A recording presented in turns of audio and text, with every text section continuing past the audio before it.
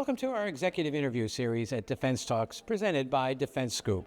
I'm Wyatt Cash, and we're here with Joe Ditchett, Industry Executive Advisor for SAP.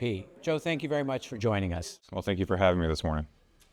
First, I'd like to get your take on, with the increasing reliance on interconnected systems, how can the Department of War ensure the resilience that it needs for critical defense infrastructure?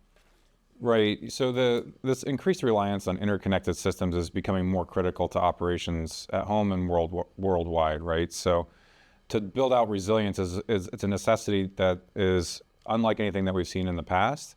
As we rely on interconnected systems, this critical infrastructure becomes a prime target. So rather than just shooting at specific operational units, the infrastructure that supports our war efforts and our defense efforts becomes a prime target. And we can tackle that in three major ways. First and foremost, the supply chain of software has become a critical part of that whole process. So solidifying the supply chain software is paramount when it comes to building in redundancy and resiliency. It should be at the forefront of it, not later on as things deploy or things become operational.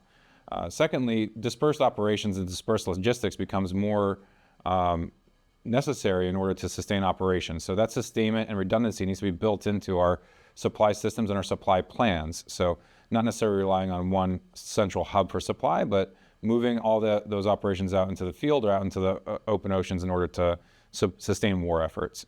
And fundamentally, we have to build in our resilience and redundancy into our acquisition efforts as well. It has to be built into the requirements up front. Vendors should be incentivized to prioritize resilience and redundancy, and performance metrics should be measured and captured in order to make sure that we're meeting all of those objectives. I appreciate your outlining those three dimensions. I think those are really important points.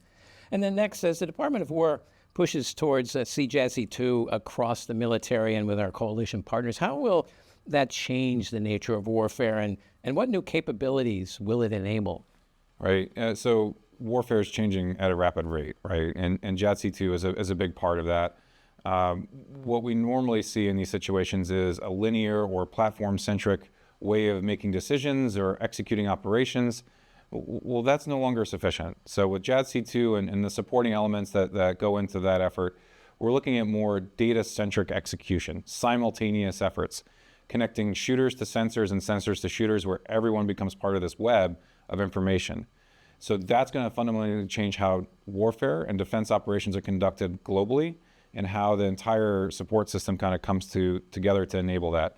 That includes our coalition partners, allied partners, and other supporting entities. If we intend to project forces afloat or forces into the field, then we need to be able to rely on supply systems and data-centric systems to help compress decision-making cycles and enable warfighters to conduct the missions that they need to go out.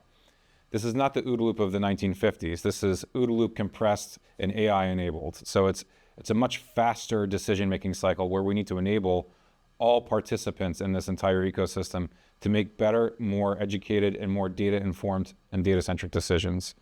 Now, to support a lot of that stuff, we also need to make sure that we can leverage it to support things like operations, logistics, fueling, ammunition, rearmament for ships, aircraft, and soldiers and Marines out in the field.